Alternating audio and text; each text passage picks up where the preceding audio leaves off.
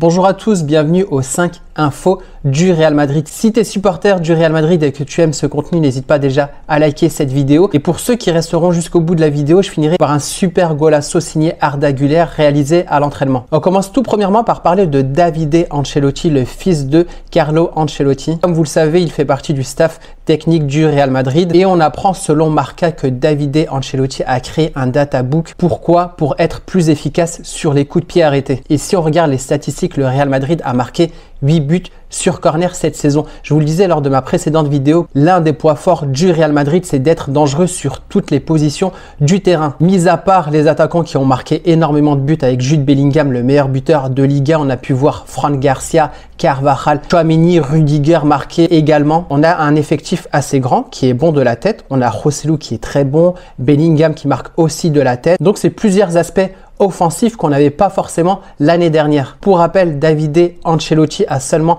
34 ans et la saison dernière, il figurait comme premier assistant de Carlo Ancelotti. Cela avait posé problème, je ne sais pas si vous vous souvenez. Carlo Ancelotti, la saison dernière, avait eu le Covid et il ne pouvait pas se déplacer. Il me semble que c'était sur la pelouse du Celta Vigo et Davide Ancelotti, qui n'avait pas les qualifications, ne pouvait pas le remplacer. Mais depuis l'été dernier, il est maintenant inscrit comme entraîneur adjoint du Real Madrid. On peut voir qu'il apporte beaucoup de bonnes choses au Real Madrid. On sait qu'il s'occupe aussi de tout ce qui est tactique défensif de l'effectif. Cette saison, on est la meilleure défense de Liga. Et si on ajoute à ça son apport sur les coups de pied arrêtés grâce au databook, le Real Madrid reste dangereux sur tous les coups de pied arrêtés. En tout cas, pour ma part, à chaque fois que je vois un corner ou un coup franc, je sais qu'il y a possibilité de marquer. Chose qui était plutôt impensable la saison dernière. Deuxième point, on va parler de Toni Kroos. Le Real Madrid a décidé de ne pas recruter de milieu de terrain pour cette saison. Au profil de Toni Kroos, plutôt récupérateur défensif. Selon le journaliste espagnol Paco Jo, le club va proposer une prolongation pour Toni Kroos. À savoir que Toni Kroos est en fin de contrat cette saison. Dans un interview, il avait même parlé de son après Real Madrid. Il dit bien sûr que le Bernabéu va me manquer, ce serait de la folie de dire le contraire. Il ajoute aussi: je profite à fond de chaque match que je joue là-bas.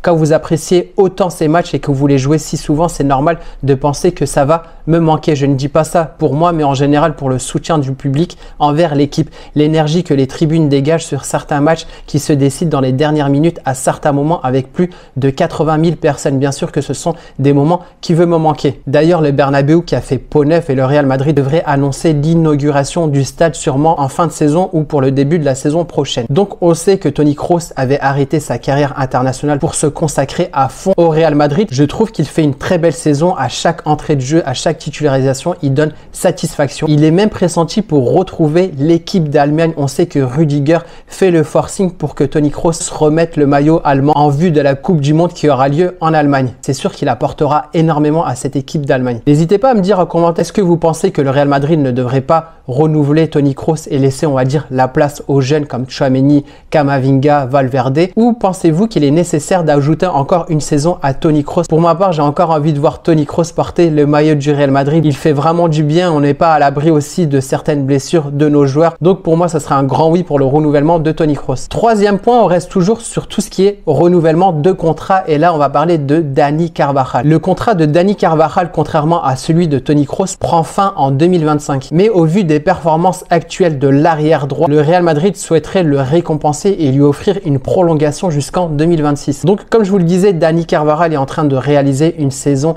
exceptionnelle. Il est solide en défense et apporte énormément au niveau offensif. Il a été aussi buteur sur des moments super importants. On peut noter récemment le but contre Almeria à la toute fin de jeu. Il a actuellement 32 ans. Donc fin 2025, il en aura 34. Et si tout se passe bien, les dirigeants du Real Madrid vont lui proposer sur table une prolongation jusqu'en 2026. Il aura donc 35 ans à la fin de son contrat. Et pour clarifier les choses, les dirigeants sont toujours aussi à la recherche d'un arrière droit. On essaie de récompenser la belle prestation de Dani Carvajal. On le rappelle, qui a été formé au Real Madrid. Et si vous suivez ma chaîne, vous savez que le Real Madrid est sur le dossier de Yann Couto comme arrière droit pour combler ce manque qu'on a dans ce poste. Donc tout comme Toni Kroos, n'hésitez pas à me dire ce que vous pensez de l'offre de prolongation pour Dani Carvajal, à savoir que son contrat ira jusqu'en 2026. Est-ce que vous êtes pour? Est-ce que vous êtes contre? Pour ma part, c'est un grand oui. Si on m'avait posé la question la saison dernière, j'aurais dit non, parce que vraiment Dani Carvajal faisait vraiment de très mauvaises prestations, mais vraiment cette année, il est exceptionnel. Je pense qu'il est vraiment efficace dans cette position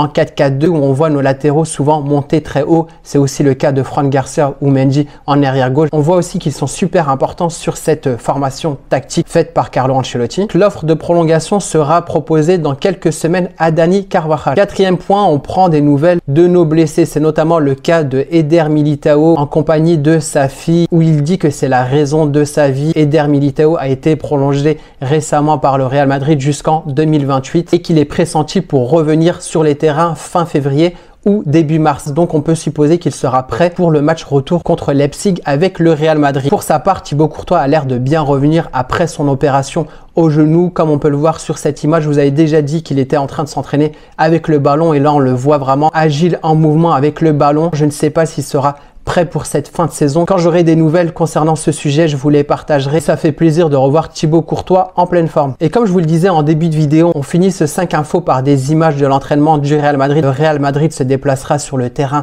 de Getafe jeudi. C'est le match en retard de Liga qu'on n'a pas pu jouer en raison de la Super Coupe d'Espagne jouée en Arabie Saoudite. Et je vous laisse sur ces images de Arda Güler qui a marqué un magnifique but à l'entraînement. Je vous dis à bientôt pour le prochain 5 infos où on parlera de la liste des convoqués du match Getafe contre le Real Madrid et la compo probable du Real Madrid. Sur ce, à bientôt. Ciao.